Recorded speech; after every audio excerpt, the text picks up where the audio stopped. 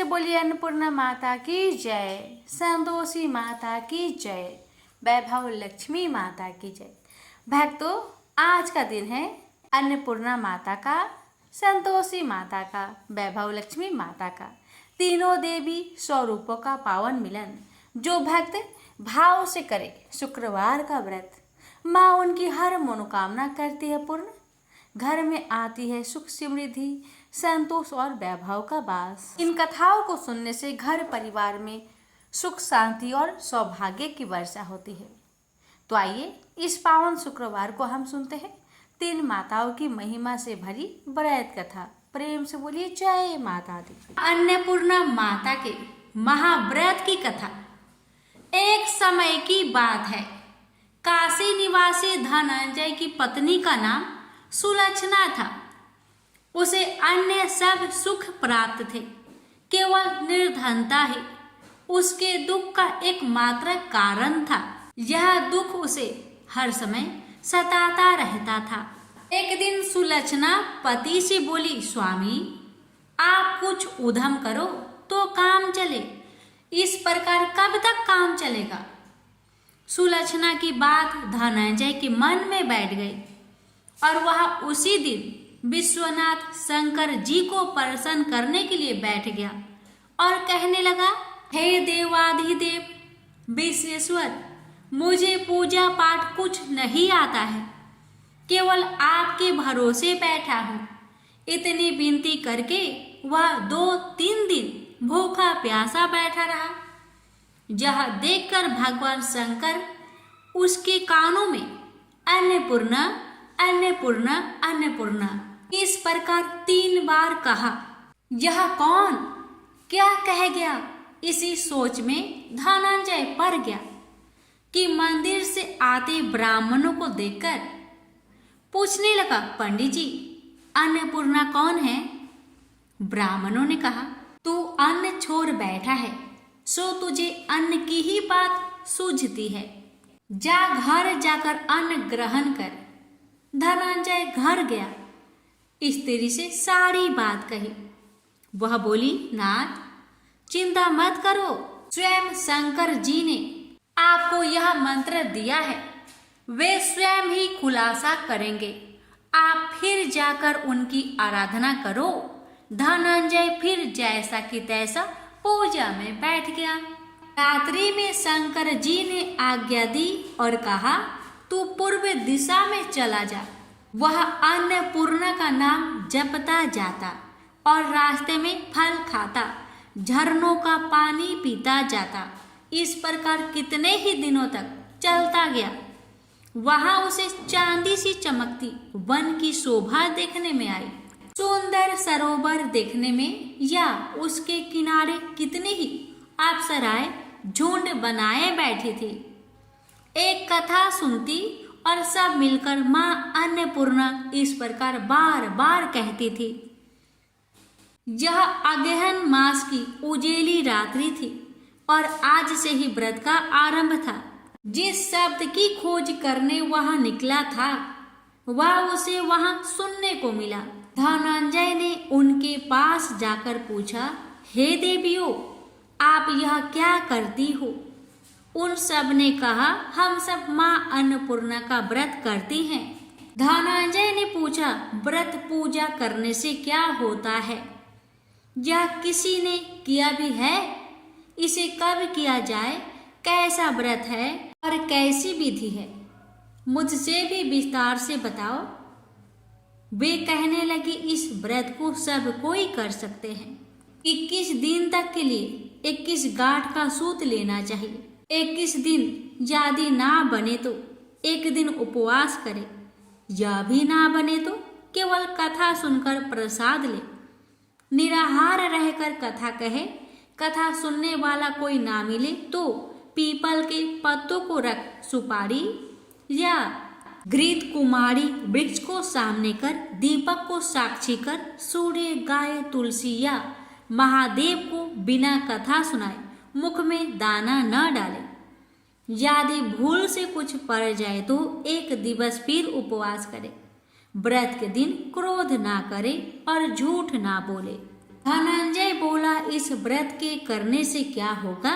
वे कहने लगी, इसके करने से अंधों को नेत्र मिले, लुल्लू को हाथ मिले, निर्धन के घर धन आए, बाझीन को संतान मिले, मूर्ख को विद्या आए।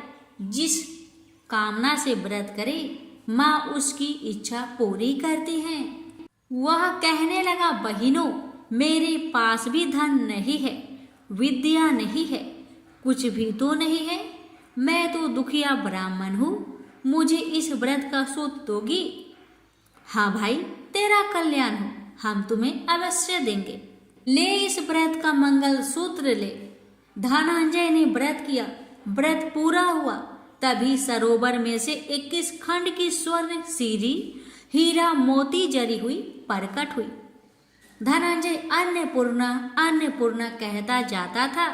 इस प्रकार कितनी ही सीढ़ियां उतर गया तो क्या देखता है कि करोड़ों सूर्य से प्रकाशमान अन्नपूर्णा का मंदिर है। उसके सामने स्वर्ण सिंहासन पर माता अन्नपूर्णा विराजमान है। सामने भिक्षा हेतु शंकर भगवान खड़े हैं। देवंगनाएं चवर डुलाती है, कितने ही हथियार बंधे पहरा देती हैं। धनंजय दौड़कर जगदम्बा के चरणों में गिर गया। देवी उसके मन का कलेश जान गई। धनंजय कहने लगा, माता, आप तो अंतर्यामी हो, आपको अपनी दशा क्या बताओ? माता बोली, मेरा व्रत किया है, क्या संसार तेरा सत्कार करेगा। माता ने धनंजय की जिह्वा पर बीज मंत्र लिख दिया। अब तो उसके रोम रोम में विद्या प्रकट हो गई। इतने में क्या देखता है कि वह काशी विश्वनाथ के मंदिर में खड़ा है। माँ का वरदान ले धनंजय घर आया। सुलक्षणा से सब बात कही। माता जी की कृपा से उसके घर में संपत्ति उमड़ने लगी। छोटा सा घर बहुत बड़ा गिना जाने लगा। जैसे शहद के छत्ते में मक्खियाँ जमा होती है, उसी प्रकार अनेक सगे संबंधी आकर उसकी बड़ाई करने लगे। कहने लगे, इतना धन और इतना बड़ा घर, सुंदर संतान नहीं तो इस कमाई का कौन भोग करेगा।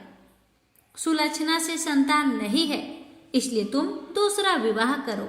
अनिच्छा होते हुए भी धनंजय को दूसरा विवाह करना पड़ा और सती सुलक्षणा को सौत का दुख उठाना पड़ा। इस प्रकार दिन बीतते गए। फिर अगहन मास आया। नए बंधन से बंधे पति से सुलक्षणा ने कहलाया कि हम व्रत के प्रभाव से सुखी हुए हैं, इस कारण यह व्रत छोड़ना नहीं चाहिए। यह माता जी का प्रताप है जो हम इतने संपन्न और सुखी हैं। सुलक्षणा की बात सुन धनंजय उसके यहाँ आया और व्रत में बैठ गया। नई बहू को इस व्रत की खबर नहीं थी। वह धनंजय के आने की राह देख रही थी। दिन बीतते गए और व्रत पूर्ण होने में 3 दिवस बाकी थे कि नई बहू को खबर पड़ी। उसके मन में ईर्ष्या की ज्वाला दहक रही थी। सुलक्षणा के घर आ पहुंची और उसने वहां भगदड़ मचा दी। वह धनंजय को अपने साथ ले गई। नए घर में धनंजय को थोड़ी देर के लिए निद्रा ने आ दबाया। इसी समय नई बहू ने उसका व्रत का सूत तोड़कर आग में फेंक दिया। अब तो माता जी का कोप जाग गया। घर में अकस्मात आग लग गई। सब कुछ जलकर खाक हो गया। सुलक्षणा जान गई और पति को फिर अपने घर ले आई।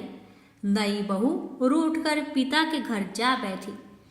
पति को परमेश्वर मानने वाली सुलक्षणा बोली, नाथ घबराना नहीं, माता जी की कृपा अलौकिक है। पुत्र कुपुत्र हो जाता है पर माता कुमाता नहीं होती। अब आप श्रद्धा और भक्ति से आराधना शुरू करो, वे जरूर हमारा कल्याण करेगी। धनंजय फिर माता के पीछे पड़ गया। फिर वही सरोवर सीढ़ी प्रकट हुई। उसमें माँ अन्नपूर्णा कहकर वह उतर गया। वहां जा माता जी के चरणों में रुदन करने लगा। माता प्रसन्न हो बोली, यह मेरी स्वर्ण की मूर्ति ले, उसकी पूजा करना, तू फिर सुखी हो जाएगा। जा, तुझे मेरा आशीर्वाद है। तेरी स्त्री सुलक्षणा ने श्रद्धा से मेरा व्रत किया है, उसे मैंने पुत्र दिया है। धनंजय ने आंखें खोली तो खुद को काशी विश्वनाथ के मंदिर में खड़ा पाया। वहां से फिर उसी प्रकार घर को आया। इधर सुलक्षणा के दिन चढ़े और महीने पूरे होते ही पुत्र का जन्म हुआ। गांव में आश्चर्य की लहर दौड़ पड़ी। इस प्रकार उसी गांव के निसंतान सेठ के पुत्र होने पर उसने माता अन्नपूर्णा का मंदिर बनवा दिया। उसमें माताजी धूमधाम से पधारी, यज्ञ किया और धनंजय को मंदिर के आचार्य का पद दे दिया।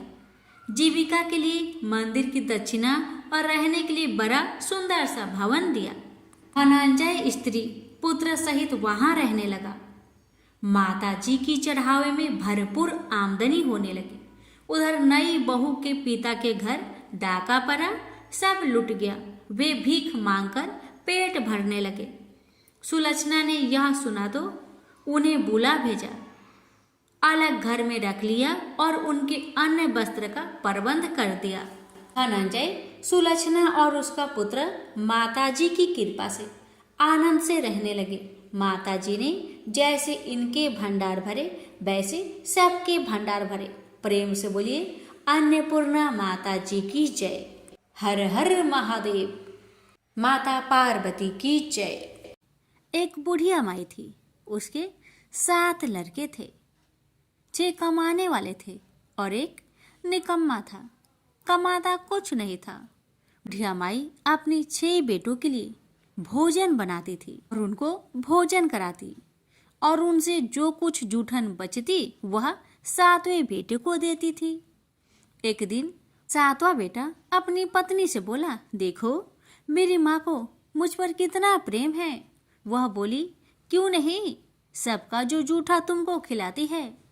वह बोला, ऐसा नहीं हो सकता। मैं जब तक अपनी आंखों से ना देख लूं, मैं मान नहीं सकता कि मेरी माँ मेरे साथ ऐसा कर सकती है। कुछ दिन बाद त्योहार आया। घर में 7 प्रकार के भोजन और चूरमे के लड्डू बने।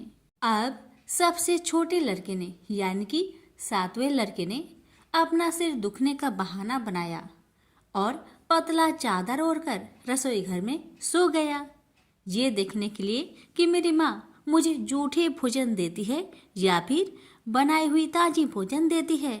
लड़का झूठ मूठ का सोने के नाटक करके रसोई घर में सोया हुआ है। वह पतले चादर के अंदर से सब कुछ देख रहा था। तभी 6 भाई भोजन करने आए। उसने देखा माँ ने उनके लिए सुंदर आसन बिछाया, नाना प्रकार की रसोई परोसी और आग्रह करके उन्हें जिमाया और वह देखता रहा। तब 6 भाइयों ने भोजन करके उठा। तब माँ ने क्या किया कि उनकी बची हुई भोजन, जूठी भोजन थालियों में से इकट्ठा करके सभी लड्डुओं के टुकड़ों को उठाकर एक लड्डू बनाया और सभी जूठन को साफ करके बुढ़िया ने अपने सबसे छोटे लड़के को पुकारा, बेटा 6 भाई भोजन करके चले गए, अब तू ही बाकी है, उठ और खाना खा ले। तब वह बेटा कहने लगा, माँ मुझे आज भूख नहीं लगा है, मुझे भोजन नहीं करना, मैं अब जहाँ नहीं रहूँगा, मैं परदेश चला जाऊँगा। अपने बेटे की बातें सुन माँ ने कहा, बेटा तू कल जाना चाहता है ना, कल क्यों जाएगा, तुम आज ही चला जा। तब बेटा बोला, हाँ माँ मैं आज ही चला जा रहा हूँ। यह कहकर वह घर से निकल गया। चलते समय पत्नी की याद आई। वह गौशाला में उपले थाप रही थी। वहां जाकर वह बोला, हम जावे परदेश, आवेंगे कुछ काल, तुम रहियो संतोष से, धर्म अपनो पाल। पत्नी बोली, जाओ पिया आनंद से, हमरो सोच हटाए, राम भरोसे हम रहे, ईश्वर तुम्हें सहाय। 2 निशानी आपन, देख धरो में धीर, सुधी मती हमारी, बिसारियो रखियो मन गंभीर। पति बोला, मेरे पास तो कुछ नहीं, यह अंगूठी है, सुले और अपने कुछ निशानी मुझे भी दे। पत्नी बोली, मेरे पास क्या है, यह गोबर से भरा हाथ। यह कहकर पति की पीठ पर गोबर के हाथ की थाप मार दी। अब पति चल दिया। चलते चलते दूर देश पहुंचा। वहां एक साहूकार की दुकान थी। वहां जाकर कहने लगा, भाई मुझे नौकरी पर रख लो, साहूकार को जरूरत थी। तो वह बोला, रह जाओ। लड़के ने पूछा, तनख्वाह क्या दोगे? तो साहूकार ने कहा, तुम्हारा काम देखकर तब हम दाम देंगे। साहूकार की नौकरी मिली। वह सुबह 7 बजे से 10 बजे तक नौकरी करने लगा। कुछ दिनों में दुकान का सारा लेन देन, हिसाब किताब, ग्राहकों को माल बेचना, सारा काम करने लगा। साहूकार के 7-8 नौकर थे। वे सब चक्कर खाने लगे, यह तो बहुत होशियार बन गया है। सेठ ने भी काम देखा और 3 महीने में ही उसे आधे मुनाफे का हिस्सेदार बना लिया। वह कुछ वर्ष में ही नामी सेठ बन गया और मालिक सारा कारोबार उस पर छोड़कर चला गया। इधर पति की अनुपस्थिति में उसकी पत्नी को सास ससुर दुख देने लगे। सारी गृहस्थी का काम करा के उसे लकड़ी लेने जंगल में भेजते हैं। इस बीच घर के आटे से जो भूसी निकलती उसकी रोटी बनाकर रख दी जाती और उसके साथ ही फूटे नारियल की नारेली में पानी। एक दिन वह लकड़ी लेने जा रही थी। रास्ते में बहुत सी स्त्रियां संतोषी माता की व्रत करते दिखाई दी। वह लड़की खड़ी होकर कथा सुनने लगी और पूछा, बहनों, तुम किस देवता की व्रत करती हो और उसके करने से क्या फल मिलता है? यदि तुम इस व्रत का विधान मुझे समझाकर कहोगी तो मैं तुम्हारा बड़ा एहसान मानूंगी। तब उनमें से एक स्त्री बोली, सुनो बहन, यह संतोषी माता का व्रत है।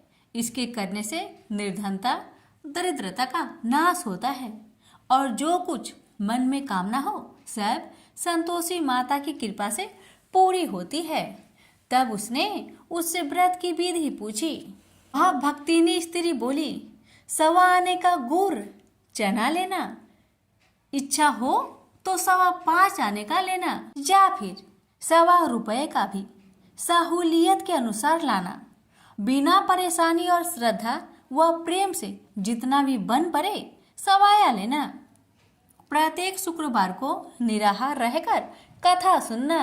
इसके बीच कर्म टूटे नहीं, लगातार नियम पालन करते रहना। सुनने वाला कोई ना मिले तो घी का दीपक जला उसके आगे या जल के पात्र के सामने रखकर कथा कहना। जब कार्य सिद्ध ना हो नियम का पालन करना और कार्य सिद्ध हो जाने पर व्रत का उद्यापन करना। 3 मास में माता फल पूरा करती है। यदि किसी के ग्रह खोटे भी हो तो भी माता वर्ष भर में कार्य सिद्ध करती है। फल सिद्ध होने पर उद्यापन कर लेना चाहिए, बीच में नहीं। उद्यापन में 2.5 सेर आटे का खाजा तथा इसी परिमाण में खीर तथा चने का साग करना। 8 लड़कों को भोजन कराना। जहाँ तक मिले देवर, जेठ, भाई बंधु के हो, न मिले तो रिश्तेदारों और पास पड़ोसियों को बुलाना। उन्हें भोजन करा, यथाशक्ति दक्षिणा दे। माता का नियम पूरा करना। उस दिन घर में खटाई न खाना। यह सुन बुढ़िया माई के लड़के की बहू चल दी। रास्ते में लकड़ी की बोझ को बेच दिया और उन पैसों से गुड़ चना ले माता की व्रत की तैयारी कर आगे चली और सामने मंदिर देखकर पूछने लगी, यह मंदिर किसका है? सब कहने लगे, संतोषी माता का मंदिर है। यह सुनकर माता के मंदिर में जाकर चरणों में लौटने लगी। दीन हो विनती करने लगी, माँ, मैं निपट अज्ञानी हूँ, व्रत के कुछ भी नियम नहीं जानती, मैं दुखी हूँ। हे माँ, जगत जननी, मेरा दुख दूर कर, मैं तेरी शरण में आई हूँ। माता को दया आई। एक शुक्रवार बीता कि दूसरे को उसके पति का पत्र आया और तीसरे शुक्रवार को उसका भेजा हुआ पैसा आ पहुंचा। यह देख जेठ जेठानी मुंह सिडोकने लगी। लड़के ताने देने लगे। काकी के पास पत्र आने लगे, रुपया आने लगा। अब तो काकी की खातिर बढ़ेगी। बेचारी सरलता से कहती, भैया कागज आवे रुपया आवे, हम सब के लिए अच्छा है। ऐसा कहकर आंखों में आंसू भरकर संतोषी माता के मंदिर में आ मातेश्वरी के चरण में गिरकर रोने लगी। माँ, मैंने तुमसे पैसा कब मांगा है माँ? मुझे पैसे से क्या काम है माँ? मुझे तो अपने सुहाग से काम है। मैं तो अपनी स्वामी के दर्शन मांगती हूँ माँ। तब माता ने प्रसन्न होकर कहा, जा बेटी, तेरा स्वामी आएगा। यह सुनकर खुशी से बावली होकर घर जा पहुंची, अपना काम काज करने लगी। अब संतोषी माँ विचार करने लगी, इस भोली पुत्री को मैंने कह तो दिया कि तेरा पति आएगा, लेकिन कैसे?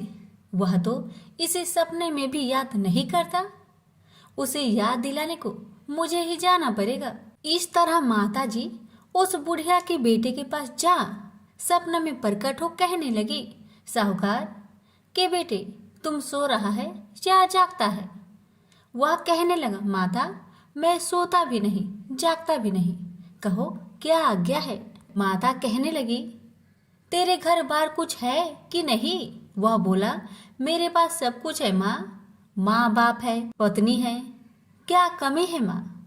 माँ बोली, भोले पुत्र, तेरी पत्नी घोर कष्ट उठा रही है, तेरे माँ बाप उसे परेशान कर रहे हैं, वह तेरे लिए तरस रही है, तू उसकी सुधि ले। वह बोला, हाँ माता जी, यह तो मालूम है, परंतु जाऊं तो कैसे? परदेश की बात है, लेन देन का कोई हिसाब नहीं है, कोई जाने का रास्ता भी नहीं आता, कैसे चला जाऊं? माँ कहने लगी, मेरी बात मान, सवेरे नहा धोकर संतोषी माता का नाम ले, घी का दीपक जला, दंडवत कर दुकान पर बैठ, देखते देखते तेरा सारा लेन देन चुक जाएगा, जमा का माल बिक जाएगा, साज होते होते धन का भारी ढेर लग जाएगा। माता की बात मानकर वह नहा धोकर संतोषी माता को दंडवत घी का दीपक जला, थोड़ी देर में देने वाले रुपए लाने लगे, लेने वाले हिसाब लेने लगे, कोठे में भरे सामान की खरीदारी नगद दाम में दे सौदा करने लगे। शाम तक धन का भारी ढेर लग गया। मन में माता का नाम ले चमत्कार देख प्रसन्न होकर घर ले जाने के वास्ते गहना कपड़ा सामान खरीदने लगा। यह काम से निपट तुरंत घर को रवाना हुआ। उधर उसकी पत्नी जंगल में लकड़ी लेने जाती है। लौटते वक्त माता जी के मंदिर में विश्राम करती है। वह तो उसके प्रतिदिन रुकने का जो स्थान ठहरा। धूल उड़ती देख वह माता से पूछती है, हे माता, यह धूल कैसे उड़ रही है? माता कहती है, हे पुत्री, तेरा पति आ रहा है, अब तू ऐसा कर, लकड़ियों के 3 बोझ बना ले, एक नदी के किनारे रख और दूसरा मेरे मंदिर पर, वह तीसरा अपने सिर पर।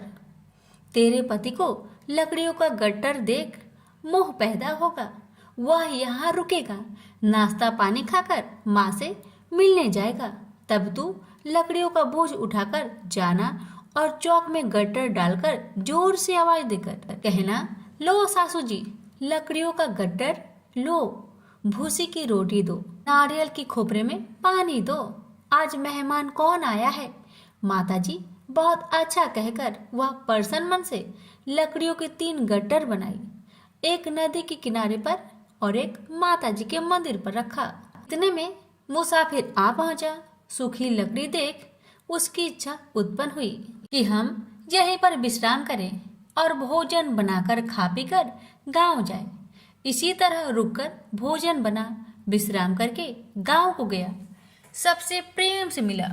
उसी समय सिर पर लकड़ी का गट्टर लिए वह उतावली सी आती है, लकड़ियों का भारी बोझ आंगन में डालकर जोर से 3 आवाज देती है, लो सासू जी, लकड़ियों का गट्टर लो, भूसी की रोटी दो, आज मेहमान कौन आया है? यह सुनकर उसकी सास बाहर आकर अपने दिए हुए कष्टों को भुलाने हेतु कहती है, बहू ऐसा क्यों कहती है? तेरा मालिक ही तो आया है, आ बैठ, मीठा भात खा, भोजन कर, कपड़े पहन, गहने पहन। उसकी आवाज सुन उसका पति बाहर आता है, अंगूठी देख व्याकुल हो जाता है और माँ से पूछता है, माँ यह कौन है? माँ ने कहा, बेटा यह तेरी पत्नी है, जब से तू गया है तब से सारे गांव में भटकती फिरती है, घर का कामकाज कुछ नहीं करती, 4 पहर आकर खा जाती है। वह बोला, ठीक है माँ, मैंने इसे भी देखा और तुम्हें भी। अब दूसरे घर की ताली दो, मैं उसमें रहूंगा। माँ बोली, ठीक है, जैसी तेरी मर्जी। तब वह दूसरे मकान की तीसरी मंजिल का कमरा खोल सारा सामान जमाया। एक दिन में ही राजा के महल के जैसा ठाट बाट बन गया। अब क्या था, बहू सुख भोगने लगी। इतने में शुक्रवार आया। उसने पति से कहा, मुझे संतोषी माता का व्रत उद्यापन करना है। पति बोला, खुशी से कर लो। वह उद्यापन की तैयारी करने लगी। जेठानी के लड़कों को भोजन के लिए कहने गई। उन्होंने मंजूर किया, परंतु पीछे से जेठानी ने अपने बच्चों को सिखाया, देखो भोजन के समय खटाई मांगना, जिससे उसका उद्यापन पूरा ना हो। अब तो बच्चे जिमने आए, खीर खाना पेट भर के खाए, परंतु बाद में खाते ही कहने लगे, हमें खटाई दो, खीर खाना हमको नहीं भाता, देखकर आरुचि होती है। वह कहने लगी, भाई खटाई किसी को नहीं दी जाएगी, यह माँ संतोषी का प्रसाद है। लड़के उठ खड़े हुए, बोले, पैसे लाओ। भोली बहू कुछ जानती नहीं थी, वह उन बालकों को पैसे दे दिए। लड़के उसी समय हट करके इमली खटाई ले खाने लगे। यह देखकर बहू पर माताजी ने कोप किया। राजा के दूत उसके पति को पकड़कर ले गए। जेठ जेठानी मन माने वचन कहने लगे, लूट लूट कर धन इकट्ठा कर लाया है, अब सब मालूम पड़ जाएगा जब जेल की मार खाएगा। बहू से यह सहन नहीं हुआ। रोती हुई बहू माताजी के मंदिर गई। कहने लगी, हे माता, तुमने क्या किया? हंसाकर अब भक्तों को रुलाने लगी। माता बोली, बेटी तूने उद्यापन करके मेरा व्रत भंग किया है। वह कहने लगी, माता मैंने कुछ अपराध किया है क्या? मैंने तो भूल से लड़कों को पैसे दे दिए थे, मुझे क्षमा करो, मैं फिर तुम्हारा उद्यापन करूंगी। माँ बोली, अब भूल मत करना। माँ कहती है, अब भूल नहीं होगी, अब बतलाओ वो कैसे आएंगे? माँ बोली, जा पुत्री, तेरा पति तुझे रास्ते में आता मिलेगा। वह निकली, राह में पति आता मिला। वही पूछी, कहाँ गए थे? वह कहने लगा, इतना धन जो जमाया है उसका टैक्स राजा ने मांगा था, वह भरने गया था। वह परेशान हो बोली, भला हुआ, अब घर को चलो। कुछ दिन बाद फिर शुक्रवार आया। फिर वह बोली, मुझे माता का उद्यापन करना है। पति ने कहा, करो। पत्नी फिर जेठ के लड़कों को भोजन को कहने गई। ठानी ने 1-2 बातें सुनाई। सब लड़कों को सिखाने लगी, तुम सब लोग पहले ही खटाई मांगना। लड़के भोजन से पहले कहने लगे, हमें खीर नहीं खाना, हमारा जी बिगड़ता है, कुछ खटाई खाने को दो। वह बोली, खटाई किसी को नहीं मिलेगा, आना हो तो आओ। वह ब्राह्मण के लड़के को लाकर भोजन कराने लगी।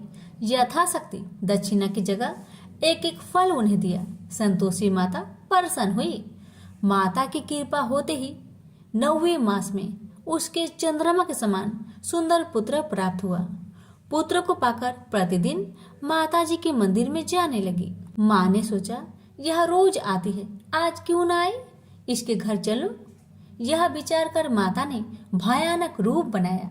गुड़ चने से सना मुख, ऊपर सूर्य के समान होठ, उस पर मक्खियां भीन भीन कर रही थी। दहली पर पैर रखते ही उसकी सास चिल्लाई, देखो रे देखो, कोई चुड़ैल डाकिन चली आ रही है, लड़कों इसे भगाओ नहीं तो किसी को खा जाएगी। लड़के भागने लगे, चिल्लाकर खिड़की बंद करने लगे। बहू रोशनदान में देख रही थी, प्रसन्नता से पगली बन चिल्लाने लगी, आज मेरी माँ मेरे घर आई है, आज मेरी माता मेरे घर आई है। वह बच्चों को दूध पीने से हटाती थी। इतने में सास का क्रोध फट पड़ा। वह बोली, क्यों उतावली हुई है, बच्चे को पटक दिया। इतने में माँ के प्रताप से लड़के ही लड़के नजर आने लगे। वह बोली, माँ जिसका मैं व्रत करती हूँ, यह वही संतोषी माता है। सबने माता जी के चरण पकड़ लिए और विनती कर कहने लगे, हे माता, हम मूर्ख हैं, अज्ञानी हैं। तुम्हारे व्रत की विधि हम नहीं जानते। व्रत भंग कर हमने बड़ा अपराध किया है। जग माता, आप हमारा अपराध क्षमा करो। इस प्रकार माता प्रसन्न हुई, बहू को प्रसन्न हो जैसा फल दिया वैसा माता सबको दे। जो पढ़े उसका मनोरथ पूर्ण हो, जो सुने उसका भी मनोरथ पूर्ण हो। प्रेम से बोलिए संतोषी माता की जय। मनोहर एक प्राइवेट फर्म में साधारण पद पर कार्य करता था। जितना वेतन मिलता था उसमें घर खर्च मुश्किल से ही पूरा हो पाता था। यही कारण था कि वह धन का यथोचित संग्रह नहीं कर पाया। उसने इतना अवश्य किया था कि अपनी लड़की रचना को अच्छी शिक्षा दिलाने में लापरवाही नहीं बरती थी। रंजना जितनी खूबसूरत थी उतनी ही गुणवान व बुद्धिमान थी। समय के साथ साथ उसने यौवन की दहलीज पर कदम रखा। एक दिन मनोहर की पत्नी माधवी ने कहा, सुनो जी, लड़की अब सयानी हो गई है, इसके बारे में कुछ सोचा है आपने? मनोहर ने कहा, तुम चिंता क्यों करती हो? भाग्यवान, हमारी बिटिया में क्या कमी है? वह सुंदर है, गुणवान है, बुद्धिमान है। इसका हाथ मांगने के लिए तो लड़के वाले की लाइन लग जाएगी, तुम देखती रहना। लेकिन माँ तो माँ ही होती है। उसे बदलते समय का अनुभव भी था। वह जानती थी कि दहेज की समस्या के दिन प्रतिदिन बढ़ती ही जा रही है और दहेज ना देने पर तरह तरह के घटने वाली दुर्घटनाओं से भी वह परिचित थी। समय का चक्र निर्वाध गति से चलता रहा। रंजना ने शिक्षा भी पूरी कर ली। उसने बीए प्रथम श्रेणी से पास करके घर में खुशियां ला दी थी। लेकिन माँ को तो बस एक ही चिंता थी, किसी भी तरह रचना के हाथ पीले हो जाए। पिछले कुछ दिनों में मनोहर को भी रंजना की शादी की चिंता सताने लगी थी और वह योग वर की तलाश में जुट गया था। वह जहां भी जाता दहेज की मांग मुंह बाए खरी मिलती। सीधा साधा मनोहर दुनियादारी से परिचित था। उसने तो यही सोचा था कि उसकी लड़की की शादी उसके गुण व रूप के कारण कहीं भी हो जाएगी। लेकिन जब वास्तविकता सामने आई तो वह भी हताश हो गया। एक दिन मनोहर ऑफिस में अपनी सीट पर मुंह लटकाए बैठा था। तभी उसकी सहकर्मी धन सिंह उसके पास आया और पूछा, मनोहर, क्या बात है? मुंह लटकाए क्यों बैठे हो? सब कुछ ठीक ठाक तो है ना? मनोहर ने अपनी सारी समस्या उसके सामने रखी तो वह बोला, आजकल माँ वैभव लक्ष्मी के काफी चमत्कार सुनने में आ रहे हैं। चारों तरफ उन्हीं की जय जयकार हो रही है। सुना है माँ वैभव लक्ष्मी हर समस्या का समाधान चुटकियों में ही कर देती है। मेरा तो कहना है कि तुम भी उनकी शरण में चले जाओ। बिटिया के लिए योग वर खुद ब खुद तुम्हारे द्वार पर आ जाएगा। धनसिंह की बातों से मनोहर का विवेक जाग उठा और उसने पत्नी सहित माँ वैभव लक्ष्मी के 21 शुक्रवार तक व्रत रखने का संकल्प लिया। व्रत के दिन पति पत्नी माँ का ही गुणगान करते रहे और शाम को पूजन कर भोजन करते हैं। इस तरह जब 7वें शुक्रवार का व्रत था, उसी दिन उसकी फर्म का मालिक सेठ दीनदयाल उसके घर पहुंचा। उन्हें देखकर पहले तो मनोहर चौंका, फिर आओ भगत में जुट गया। सेठ दीनदयाल ने मनोहर से कहा, मनोहर, बुरा न मानना तो मैं एक बात कहूँ। मनोहर ने कहा, आप भी कैसी बातें करते हैं सेठ जी, आप तो बस आदेश करें। सेठ दीनदयाल ने कहा, तुम्हारी बेटी रचना मुझे और मेरे लड़के राजेश को बहुत पसंद है। मैं चाहता हूँ कि इन दोनों की शादी कर दी जाए। तुम्हें कोई आपत्ति हो तो मुझे कहो। मनोहर को कानों से सुने शब्द पर विश्वास नहीं हुआ। अपनी प्रसन्नता को मन में दबाते हुए बोला, सेठ जी, कहाँ आप राजा भोज के सामान और कहाँ मैं गंगू तेली जैसा। आपके सामने मेरी हैसियत ही क्या है। सेठ दीनदयाल ने उसकी बात को भांपते हुए कहा, मनोहर, तुम किसी प्रकार की चिंता मत करना। यह शादी दहेज के बिना होगी। बस मुझे तो रचना जैसी गुणवान लड़की ही चाहिए। मनोहर और उसकी पत्नी माधवी ने इसे माँ का ही चमत्कार माना और एक दूसरे की तरफ देखते हुए स्वीकृति दे दी। फिर रचना की शादी बड़े धूमधाम से हुई, जिसे देखकर सभी दंग रह गए। शादी के बाद मनोहर और उसकी पत्नी 21 शुक्रवार व्रत पूरे किए। व्रत के अंतिम दिनों दोनों ने 21 कन्याओं को भोजन कराया तथा माँ वैभव लक्ष्मी का विधिवत पूजन कर व्रत कथा की 21 पुस्तकें माँ के श्रद्धालु भक्तों में बांटी। माँ की कृपा से मनोहर माधवी सुखपूर्वक रहने लगे। इधर 9 माह बाद रचना को पुत्र रत्न की प्राप्ति हुई। ये सब माँ के चमत्कार की बदौलत ही संभव हो पाया था। तो सभी मिलकर बोलिए, माँ वैभव लक्ष्मी की जय। कथा अच्छी लगे तो दूसरों को शेयर अवश्य करें। कथा। किसी गांव में अनेक लोग रहा करते थे और सभी अपने अपने कामों में मग्न रहते थे। किसी को किसी का चिंता फिक्री परवाह था ही नहीं। सब अपने से ही मतलब रखते थे। इसी कारण से भजन कीर्तन, भक्ति भाव, दया माया, परोपकार जैसे संस्कार कम हो गए। उस गांव में बुराइयां बढ़ गई थी। शराब, जुआ, रेस, व्यभिचार, चोरी डकैती वगैरह बहुत गुना शहर में होता रहता था। इसके बावजूद उस गांव में कुछ अच्छे लोग भी रहा करते थे। ऐसे ही लोगों में शीला और उनके पति की गृहस्थी मानी जाती थी। शीला बहुत धार्मिक प्रवृत्ति की थी और उसका स्वभाव संतोषी था। उनका पति भी विवेकी और सुशील था। शीला और उसका पति कभी किसी की बुराई नहीं किया करते थे और प्रभु भजन में अच्छी तरह समय व्यतीत करते थे। शहर के लोग उनकी गृहस्थी की सराहना करते थे। देखते ही देखते दिन बीतने लगा, समय बदल गया। शीला का पति बूढ़े लोगों से दोस्ती कर बैठा। अब होना क्या था वो तो हम सभी जानते हैं। अच्छे संगति का असर हमेशा अच्छा ही होता है, बुरा संगति का असर हमेशा बुरा ही होता है। इसलिए हमें हमेशा अच्छे संगति से संगत रखना चाहिए, बुरे से नहीं। अब जब शीला का पति बूढ़े लोगों से दोस्ती कर बैठा, अब वह जल्द से जल्द करोड़पति बनने का ख्वाब देखने लगा।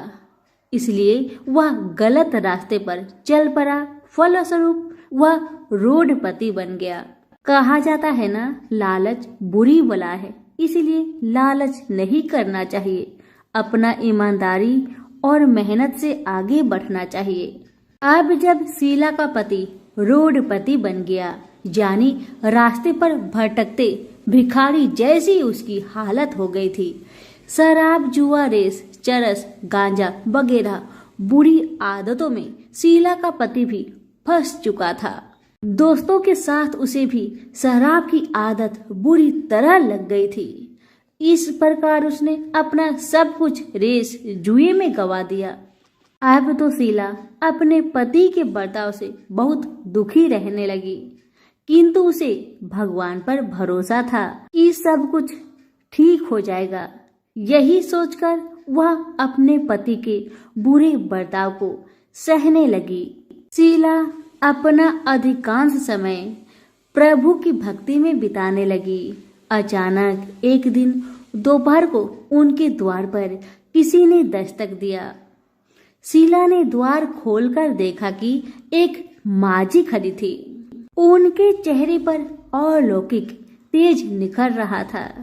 उनकी आंखों में से मानो अमृत की वर्षा हो रहा था। उनका भव्य चेहरा करुणा और प्यार से छलक रहा था।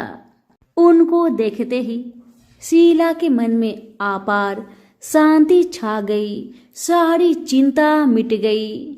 शीला के रोम रोम में आनंद छा गया। शीला उस माजी को आदर के साथ अपने घर ले आई।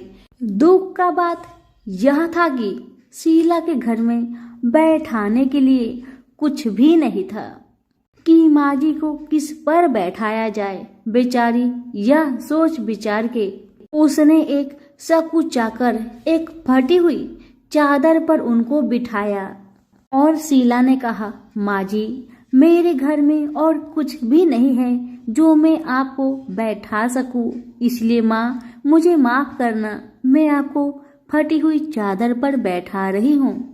माँ तो शीला की बातों से मंद मंद मुस्कुरा रही थी। माँ तो शीला की हर कहानी को जानती थी कि उसका पति उसके साथ कैसा व्यवहार कर रहा है, बेचारी कितने दुख में है। शीला के बातें सुन माँ जी प्रेम भरी शब्दों से बोली, शीला, क्यों मुझे तुमने पहचाना नहीं? हर शुक्रवार को लक्ष्मी जी के मंदिर में भजन कीर्तन के समय मैं ही तो वहां आती हूँ। इसके बावजूद शीला कुछ नहीं समझ पा रही थी। फिर माँ जी ने कहा, तुम बहुत दिनों से मंदिर नहीं आ रही हो, अतः मैंने सोचा चलो मैं ही देख लेती हूँ। माँ जी के अति प्रेम भरे शब्दों से शीला का हृदय पिघल गया। उसकी आंखों में आंसू आ गए और वह बिलख बिलख कर जोर जोर से रोने लगी। शीला को रोते देखकर माँ जी ने कहा, बेटी, सुख और दुख तो धूप और छाव जैसे होते हैं, धैर्य रखो बेटी, धैर्य रखो। और तुझे क्या परेशानी है, मुझे सारी परेशानी बता दे। माँ जी के व्यवहार से शीला को काफी संबल मिला और सुख की आस में उसने माँ जी को अपनी सारी दुख की कहानी सुना दी। कहानी सुनकर माँ जी ने कहा, कर्म की गति न्यारी होती है, हर इंसान को अपने कर्म भुगतने ही पड़ते हैं, इसलिए बेटी तू चिंता मत कर, अब तू कर्म भुगत चुकी है, अब तुम्हारे सुख के दिन अवश्य आएगी। तू माँ लक्ष्मी जी की भक्त है। माँ लक्ष्मी जी तो प्रेम और करुणा की अवतार है, वे अपनी भक्तों पर हमेशा ममता छिड़कती है, इसलिए तू धैर्य रखकर माँ लक्ष्मी का व्रत कर, इससे सब कुछ ठीक हो जाएगा, तुम्हारा दुख दर्द सब समाप्त हो जाएगा और तुम्हारे घर में अन्न धन का भंडार भर जाएगा। बस श्रद्धा भक्ति से माँ लक्ष्मी का व्रत करो। माँ जी की बात सुन शीला पूछने लगी, माँ, व्रत की विधि तो मुझे पता नहीं। तब माँ जी ने उसे व्रत की सारी विधि भी बताई। माँ जी ने कहा, बेटी, माँ लक्ष्मी जी का व्रत बहुत सरल है, उसे वर लक्ष्मी व्रत या वैभव लक्ष्मी व्रत कहा जाता है। यह व्रत करने वाले की सब मनोकामना पूरी होती है, वह सुख संपत्ति और यश प्राप्त करता है। शीला यह सब सुनकर आनंदित हो उठी। शीला ने संकल्प करके आंखें खोली तो सामने कोई नहीं था। वह विस्मित हो गई कि माँ जी कहाँ गई, अभी तो माँ जी मेरे सामने खड़ी थी। शीला को तत्काल यह समझने में देर नहीं लगी कि माँ जी कोई और नहीं, साक्षात माँ लक्ष्मी ही थी। दूसरे दिन शुक्रवार था। सवेरे स्नान करके स्वच्छ कपड़े पहनकर शीला ने माँ जी द्वारा बताई विधि से पूरे मन से श्रद्धा भक्ति से व्रत किया और आखिर में प्रसाद वितरण हुआ। यह प्रसाद पहले पति को खिलाया। प्रसाद खाते ही पति के स्वभाव में फर्क पड़ गया। माँ लक्ष्मी की कृपा से उसका पति जिस दिन प्रसाद खाया उस दिन अपनी पत्नी को मारा पीटा नहीं, सताया भी नहीं। शीला को बहुत अच्छा लगा। शीला के मन में तो अब पहले से भी ज्यादा वैभव लक्ष्मी व्रत के लिए श्रद्धा बढ़ गई। शीला ने पूर्ण श्रद्धा भक्ति के साथ 21 शुक्रवार तक वैभव लक्ष्मी व्रत किया। 21वें शुक्रवार को माँ जी के कहे मुताबिक उद्धापन विधि करके 7 स्त्रियों को वैभव लक्ष्मी व्रत की 7 पुस्तक उपहार में दी। फिर माता जी के धन लक्ष्मी स्वरूप की छवि को बंधन करके भाव से मन ही मन प्रार्थना करने लगी, हे माँ धनलक्ष्मी, मैंने आपका वैभव लक्ष्मी व्रत करने की मन्नत मानी थी, वह व्रत आज पूर्ण किया है। हे माँ, मेरी हर विपत्ति को दूर करो, हमारा सबका कल्याण करो। जिसे संतान ना हो माँ, उसे संतान देना। सौभाग्यवती स्त्री का सौभाग्य को माँ अखंड रखना। कुंवारी लड़कियों को मन भावन पति देना। जो आपका यह चमत्कारी वैभव लक्ष्मी व्रत करे, उनकी सब विपत्ति को दूर करना, सभी को सुखी रखना। हे माँ, आपकी महिमा अपार है। ऐसा बोलकर लक्ष्मी जी के धन लक्ष्मी स्वरूप की छवि को प्रणाम किया। व्रत के प्रभाव से शीला का पति अच्छा इंसान बन गया और अब शीला का पति मेहनत करके व्यवसाय करने लगा। उसने तुरंत शीला की गिरवी रखे गहने छुड़ा लिए। घर में धन की बाढ़ सी आ गई। घर में पहले जैसी सुख शांति छा गई।